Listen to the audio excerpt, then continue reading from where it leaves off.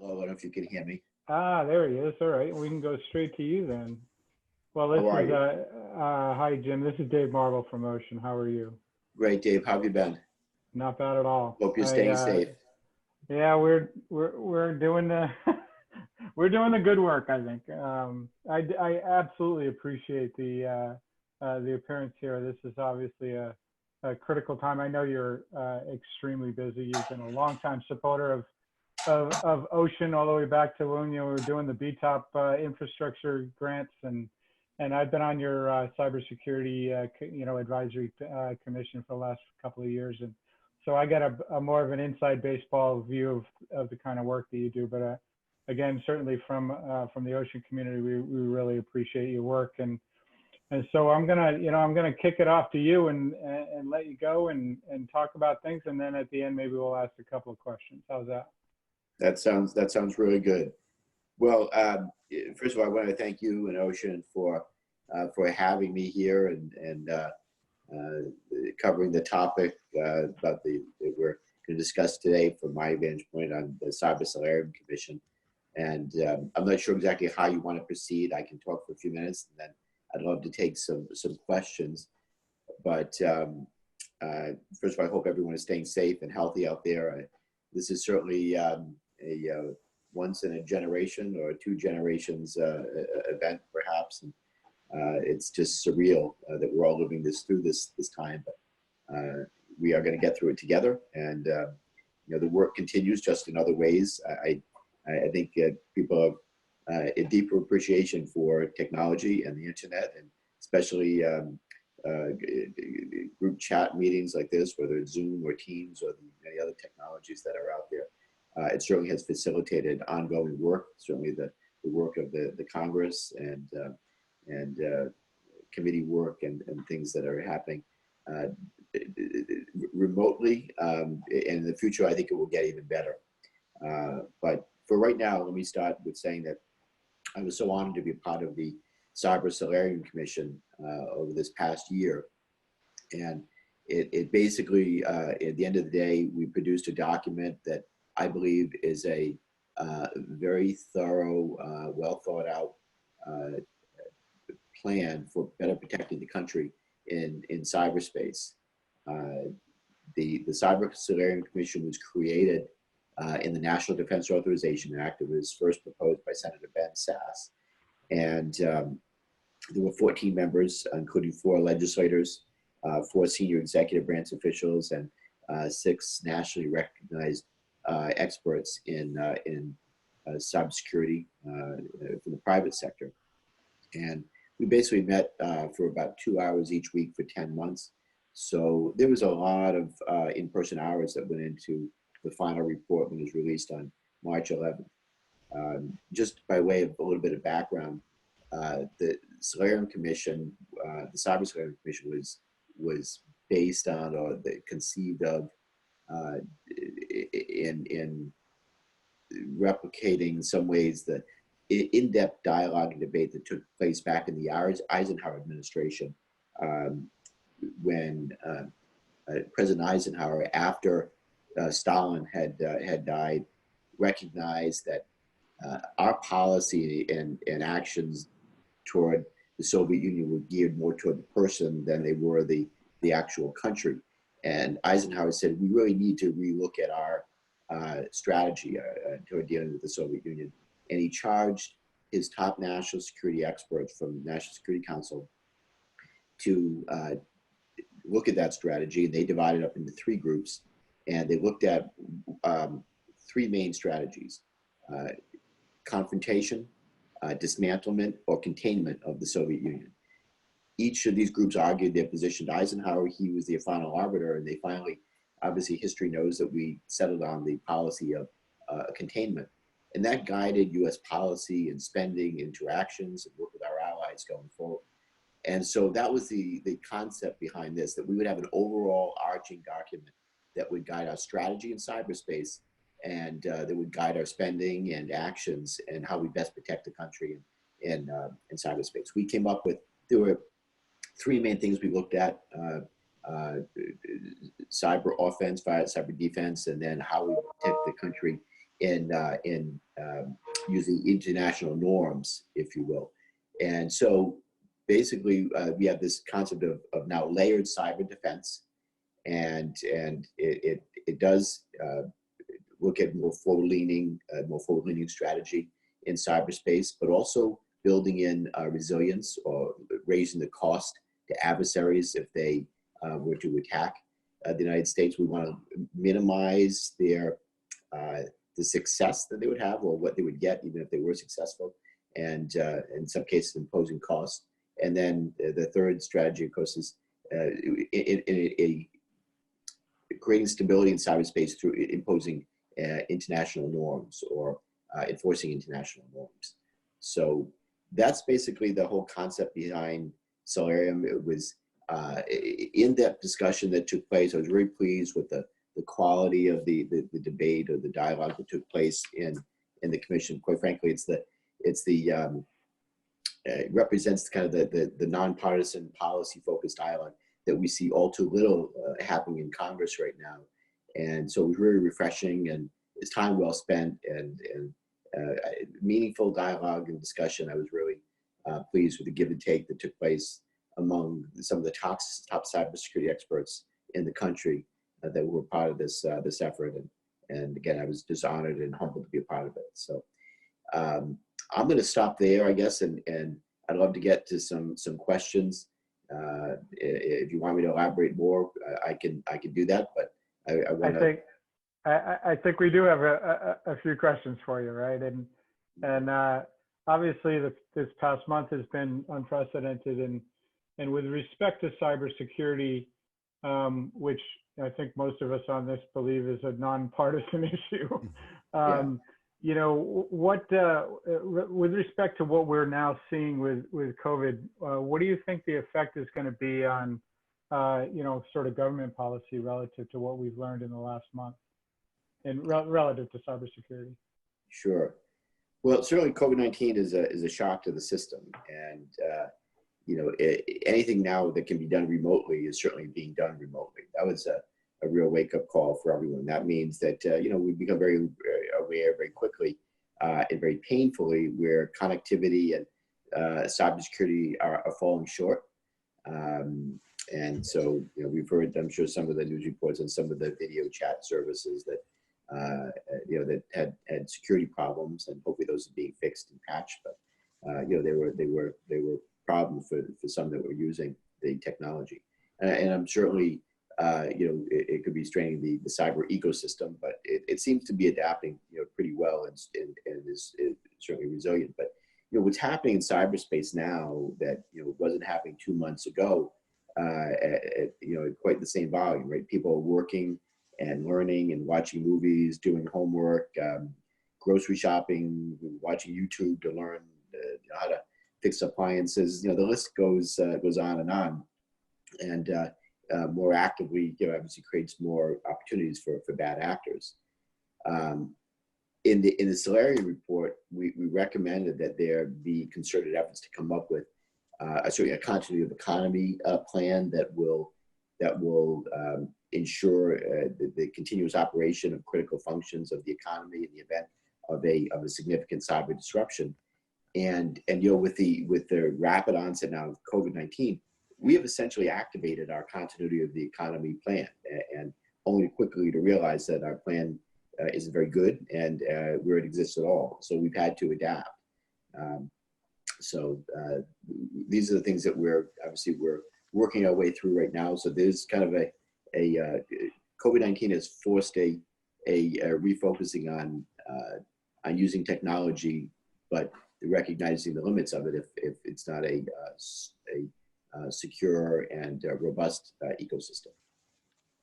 Well, as a follow-up, you know, I'm very tied in, obviously, to the work going on with schools and libraries in the FCC and the ERate commissions and the kinds of things that are going on a policy level. And the FCC was very quick to change certain policies that would help address things like homework gaps and gifting rules and other things that have constrained, you know, some of the distance learning environments, you know, even to date. Do you see, some of that was relaxed policies in the immediate market, but a number of us believe that some of those should be longer term, policies and they all have budget impacts, right? So do you get plugged into that? Because, for example, a lot of the ERate programs don't support security programs, and so forth. Do you see any of that maybe changing in the long term? I do, and sure, we're going to need to look at strengthening, for example, our cloud infrastructure and incentivizing, more technologies moving to the cloud. I think this is it's kind of a forced experiment, right, in distance learning, telemedicine. So we're using technologies that, in theories, we said, gee, wouldn't that be nice someday down the road if we did X, Y, or Z? And what would that mean? What would it look like? Well, now it's forced upon us, right? And we're kind of forced to experiment. But it means also that that we see sometimes the limitations. But cloud security is important, and that's one of the things that we tackle in our recommendations in the Solarium Commission report. It's important to understand how the cloud security certification sits in the broader Pillar 4 recommendation that we have, which would cover ways to improve the cyber ecosystem. And one of the fundamental concepts in Pillar 4 of our report is that of cyber enablers. And these are the entities that themselves make up cyberspace. You think internet service providers or cloud companies, or those who and those who have really enormous leverage within the domain, cybersecurity companies, operating system vendors, et cetera. And basically, Pillar 4 posits that these cybersecurity enablers are key to strengthening the cyber ecosystem. ISPs, for example, must do more, and as they're doing, by the way, in the UK, right? I think they're doing it the right way. I'm envious of what they've been able to accomplish, but they've been able in the UK to really do more to require their ISPs to stop malicious traffic transiting their networks. So I think the cloud providers also have a critical role to play by offloading some of the operational responsibility of running networks from the shoulders of small and medium-sized enterprises, think states and local governments. So a lot of this responsibility could be offloaded to in the cloud environment, but we have to have security as an important part of that. So, I think that we strongly encourage these entities to move to the cloud if they can, but we also recommend that Congress, in the report, we recommend that Congress take steps to help ease the burden of migration. So whether it's state and local governments, whether it's distance learning, whether it's telemedicine, moving to the cloud, I think is going to be essential, but we have to make sure that we have security certifications and benefits to moving to the cloud. So. Good afternoon, Congressman Langevin. Rich Sedgwick from Bryant University. Hi, Rich. How are you? I'm doing well, thank you. I too also am part of your advisory committee. So I want to just welcome you here today. Thank you very much for taking the time, and just tell you I really do appreciate the work you're doing in Washington, and I certainly look forward to someday seeing some federal guidelines come down, similar to what they do in the EU. The question I have, Congressman, is if you could you share with us one or two important or interesting items that you feel you've learned from being on the commission? Sure. First of all, again, very impressed with the dialogue and the debates that took place. And I should say thank you for being on my cyber advisory committee. I appreciate the work that you do, and certainly support of the university and their support on these and many other projects. So I would say that of the things I learned, I was very pleased to see there was agreement on the issue of creating a national cybersecurity director in the White House that is Senate confirmed and has policy and budgetary authority. That's going to be essential going forward. It's not really a sexy issue, if you will. But I think this COVID-19 issue, by the way, has shown that what happens when there's a lack of focus or there's a lack of coordination, and so we need to have someone that has, I believe, the policy and budgetary authority that can reach across government and direct government departments and agencies to do what they need to do, close their vulnerabilities where they exist.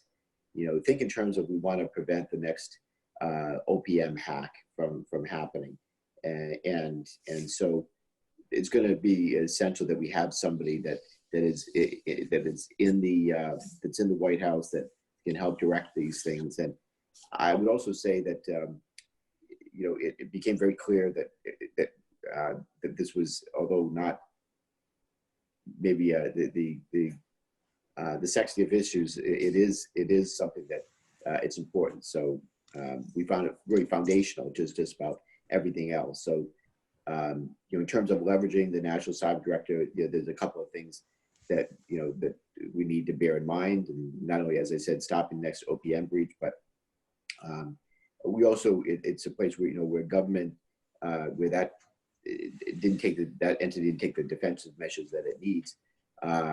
We need to make sure that there's someone there coordinating defensive cyber campaigns going forward. And you think about the upcoming 2020 elections is another area where cyber director would serve a very important role.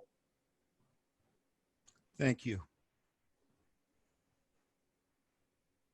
Yeah, the other thing that I'll mention that I learned, and it's something that I came into but believing that we needed, but it was reinforced, and it was found, as obviously it was in the report itself, is that we need stronger metrics to know what works and what doesn't in cyberspace and adopting cybersecurity technologies. That's something that the commissioners embraced, and that's why we called for creating the Bureau of Cyber Statistics within the Department of Commerce. So we're having both private sector and government feed in data that we believe should be anonymized, and that way we can stop making the CISOs or others who are advocating stronger cybersecurity can make the business case for why adopting a new technology matters and how it's going to make an entity more cyber secure. That's kind of one of those glaring kind of loopholes right now, or those blind spots that we have, that when a CISO, for example, says, well, it goes to the CIO or to the CEO and says, we really need to adopt this new technology. The question is, well, how do you know that it's going to get you that much more cybersecurity? Think of two-factor authentication or adopting this framework. Without solid metrics, it's hard to quantify how much more cybersecurity that will get us. So that's something else that we advocate for in the reports of Bureau of Cyber Statistics. Those are the things that I learned, a lot about, and reading reports. I came into it understanding the importance, but after the debate, do the deep dive, it became even more important.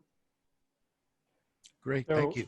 So one of the things, so you had, before COVID-19, I guess we can say pre-COVID these days, right? You had a legislative priorities list relative to cybersecurity, the things that were on your agenda, at the top of your agenda. Has this changed any of those? And if not, what's at the top of your list?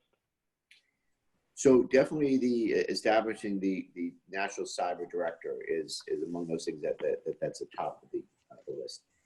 And Bureau of Cyber Statistics. The other thing that's on the top of my list, although I understand it's a long-term goal, is congressional reform. Right now, we have some 80 different committees and subcommittees that can claim some type of jurisdiction over cybersecurity. Well, with that many committees and subcommittees that are saying they're doing oversight, nobody's doing it really well, and there are things that are going to fall through the cracks, and you also can't move with the agility with which you need to move when you need to get something through the Congress. And you think how long it took for us to get the information sharing legislation through the Congress. It's some 5 years to do that.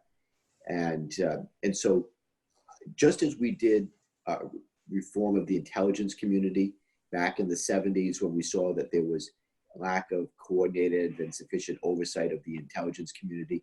And we then it resulted in the creation of the House and Senate Select Committees on Intelligence. We need to have, and it's adopted in the proposed in the report, we create a House and Senate Select Committee on Cybersecurity. So number one, we accomplish several goals. You would coordinate cybersecurity oversight, be able to move with agility when we had to move legislation through the Congress. The members of the committee that served on the cybersecurity committee would become more expert in cybersecurity. We don't have enough members of Congress who are really expert on this front right now, as well as developing staff expertise that we need more of in understanding the challenges of cybersecurity.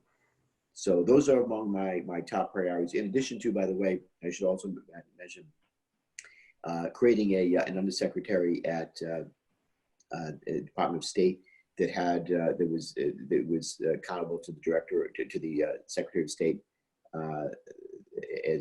with the rank of ambassador, if you will. So a top person or equivalent, where that how that office would be created, but also an office within the Secretary of State, the Department of State, that would be the counterpart for reaching out to the international community and would have the budget and gravitas that the office deserves and needs. We have a question from the audience, following up on your discussion about assisting maybe some of the cities and towns and that kind of thing, and helping move or migrate to the cloud. How would how would you envision, or what would that look like? So I would envision there would be some type of grant programs, and we're certainly going to be advocating for that in this upcoming COVID financial package that we're going to be putting through. Right now we're looking at COVID 3.5, if you will. We've done 3 COVID package relief aid packages right now. The most recent one was the Paycheck Protection Program, and the $1,200 that went out to individuals, and support for small businesses. But we're looking to 3.5 package. We went from 1, 2, and 3, now 3.5 to help bolster more support for this one. For the last aid package, we're going to do an upcoming one, probably a 4th package, and we'd like to create some type of grant programs to help municipalities and states migrate to the cloud. It's going to take resources. It's in everybody's best interest to do it, but I think the federal government's going to work to incentivize the movement and provide support to do that through grants. And if there's other things we can do, I'm open to those options as well.